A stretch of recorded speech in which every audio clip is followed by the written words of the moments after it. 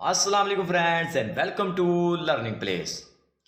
तो आज की इस वीडियो में आपको बताने जा रहे हैं कि आपने वेब स्क्रैपिंग की पीएचपी के अंदर वो लाइब्रेरी को कहां से डाउनलोड करना है और इसको कैसे अपने प्रोजेक्ट के अंदर इंप्लीमेंट करना है। तो ये वीडियो नंबर 2 है। अगर आपको ये वीडियो अच्छी लगे तो इसे लाइक जरूर करना है और दोस्तों के साथ शेयर भी जरूर करना है। तो चलिए यहाँ पर आपने ब्राउज़र को ओपन करना है और सबसे पहले आपने यहाँ पर टाइप करना है अल्टीमेट। तो यहाँ पर ultimate web scraping tool kit तो साथ आप गेट हुब भी टैप कर लें ताकि आप इसी को इजीली फाइंड कर सकें। तो यहाँ पर देखिए टॉप पे सबसे आ रहा है ultimate web scraping tool GitHub. इस पर आप क्लिक करेंगे और जैसे आप इस पर क्लिक करेंगे तो इसके बाद आपने क्या करना है, यहाँ पर कंपोजर के साथ आप इसको डाउनलोड नहीं कर सकेंगे क्यों कंपोजर होता तो इजीली आप इसको डाउनलोड कर सकते थे। लेकिन आपने जस्ट यहाँ पर कोड पर टैप करना और डाउनलोड जिप पर आप क्लिक करेंगे और जैसे इस पर आप क्लिक करते हैं तो यहाँ पर देखिए डाउनलोड का ऑप्शन आ चुका है। अब इसको आप डाउनलोड कर सकते हैं। छोटी सी लाइब्रेरी है केबी के अंदर, 300 केबी की इसकी लाइब्रेरी है। तो अब इसको मैं क्लोज कर देता हूँ। अब इसको हम ओपन टू फोल्डर करेंगे। तो ओपन टू फोल्डर के बाद हम इसको यहाँ से उठा के मूव डेस्कटॉप पे लेके आएंगे। तो इसके बाद आपको जैम की ज़रूरत पड़ेगी। अगर आपने जैम नहीं इंस्टॉल किया तो इसी चैनल के अंदर आपको जैम कैसे इंस्टॉल करते हैं विंडो के अंदर तो आपको एक वीडियो मिल जाएगी। तो आप इजीली इसको फाइंड करके आप वॉच कर सकते हैं और इजीली इसको आप इंस्टॉल कर सकते हैं। इसके बाद आपने इसको एक्सट्रैक्ट करना है। यहाँ पर मैं डेस्कटॉप पर इसको एक्सट्रैक्ट कर लेता हूँ। इसको अब हम जिप को डिलीट कर देते हैं।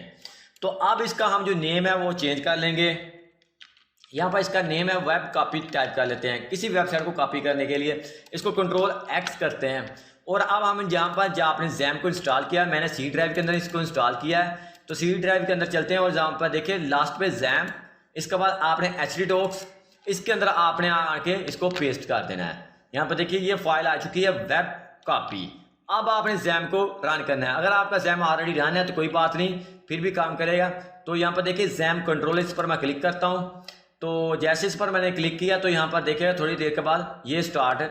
यहाँ पर इसको अपाची ओनली हम यहाँ पर स्टार्ट करेंगे। हमें अभी तक डेटाबेस की रिक्वायर नहीं है तो हम इसको स्टार्ट नहीं करने वाले।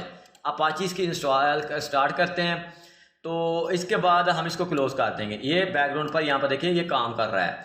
तो अब इसको मैं इस फोल्डर को ओपन करता हूँ और अब इस फोल्डर के अंदर से जितना भी जो डाटा है सारे को सिलेक्ट करूँगा Ctrl+X करके।